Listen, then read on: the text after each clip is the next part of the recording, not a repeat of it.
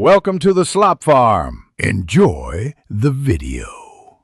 You start by checking essentials: phone model, Android version, and the Auto app version, because compatibility causes most sudden shutdowns. Connect with the original cable to the car's main USB port. Avoid adapters, hubs, or wireless first. Once connected, enable developer options and turn on USB debugging so you can monitor logs and force stable connection modes.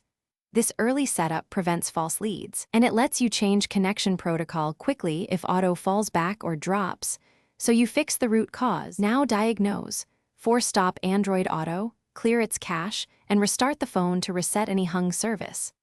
Open developer options and set the USB configuration to file transfer. Some head units prefer this over charging only, and that can stop intermittent power cycles. Disable battery optimization for Auto and any launcher to prevent the system killing the app.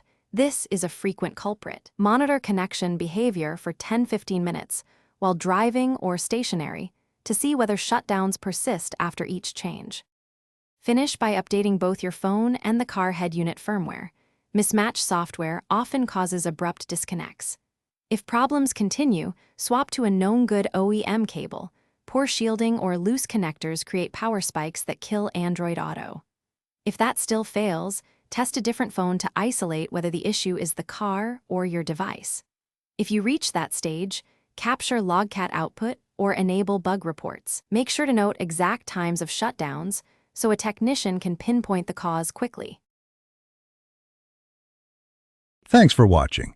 Consider subscribing if we helped you today.